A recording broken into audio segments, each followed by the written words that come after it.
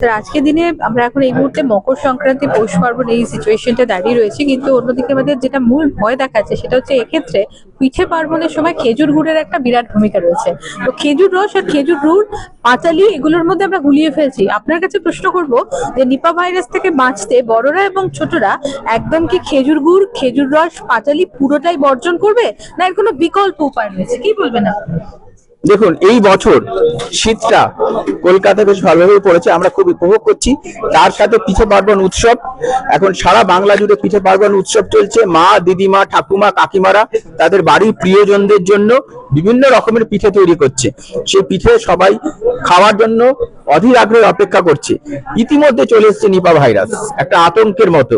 Nipah virus সাথে চলে এসছে খেজুরের রস, যে খেজুরের গুড়ই হচ্ছে মূল ইনগ্রেডিয়েন্ট, হচ্ছে পিঠা। সেই খেজুরের রসের গন্ধ, খেজুরের গুড়ের গন্ধ, সেইগুলোই আমরা আস্বাদন করে থাকি। তো এই অবস্থায় আমাদের কি হবে? আমরা কি তাহলে পিঠে খাবো না এই বছর? সেরকমটা নয়। মেইনলি বলা হচ্ছে খেজুরের রস যেগুলো ধরুন হাড়িতে ঝুলছে, তার মধ্যে ওই আক্রান্ত বাদুড় যদি সেই খেজুরের রস খেয়ে থাকে, তবে তার মধ্যে সেগুলো কন্টামিনেটেড হয়ে গেলে সে ভাইরাস দ্বারা, সেই কাঁচা অবস্থায় কেউ যদি খেজুরের রসটা খেয়ে থাকে, তার কিন্তু নিপা ভাইরাস দ্বারা আক্রান্ত হওয়ার সম্ভাবনা অনেক বেশি বেড়ে যাচ্ছে। কিন্তু অন্য ক্ষেত্রে আমরা যেই গুড়গুলো খাই, সেই গুড়গুলো কিন্তু ডিরেক্ট কাঁচা অবস্থায় হয় না। সেই গুড়গুলো আমরা দেখেছি, আমি গ্রামে গিয়েও দেখেছি, গুড়গুলো তৈরি হয় কিরম করে। একটা বড় একটা জ্বালানির মধ্যে একটা পাত্র থাকে, সেই পাত্রের মধ্যে গুড় অনেকক্ষণ ধরে জ্বালানো হয়, রসগুলো অনেকক্ষণ ধরে, এবং বয়লিং পয়েন্টে ফুটছে, ওরকম বসে অনেকক্ষণ জ্বালানির পর গুড় তৈরি হয় অনেকক্ষণ ধরে। সেক্ষেত্রে কিন্তু নিপা ভাইরাস ওখানে বেঁচে থাকার সম্ভাবনা প্রায় নেই বললেই চলে।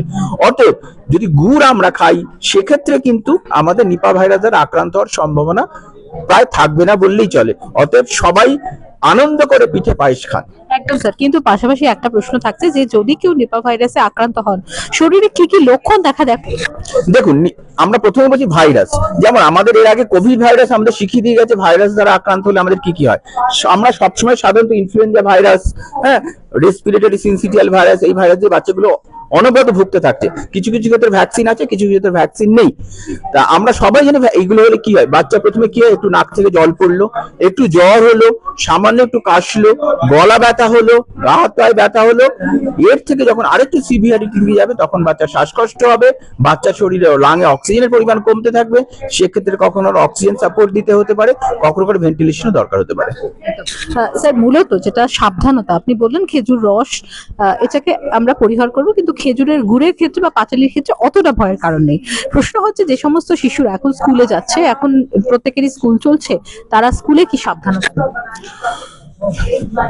যেই শিশুরা স্কুলে যাচ্ছে তাদের থেকেও মা বাড়ির অভিভাবকদের বলবো, যেই শিশু আক্রান্ত হয়েছে তাকে সবার আগে সেগ্রিগেট করা। ধরুন আমার শিশুর যদি একটু সর্দি কাশি হয়ে থাকে, আমি আমার শিশুকে স্কুলে পাঠাবো না। সেটা আমার শিশুর জন্য নয়, অন্য সেই বাচ্চারা স্কুলে আসছে তাদেরকে আমি প্রোটেকশন দেওয়ার জন্য, কারণ আমার বাচ্চার থেকে তাদের মধ্যে যাবে। তার মানে আপনার বাচ্চা যদি সামান্যতম হাঁচে কাশে, নাক থেকে জল পড়ে, আপনি আপনার বাচ্চাকে স্কুলে পাঠাবেন না। এটা যেমন আপনার বাচ্চাকে রেস্ট দেবে, আপনার বাচ্চাকে সুস্থ হতে সাহায্য করবে, তেমন অন্য বাচ্চাকেও এই অসুখ দ্বারা আক্রান্ত হতে সাহায্য করবে। Bindu Raychaudhuri, associate professor, pediatric, medical college, Kolkata.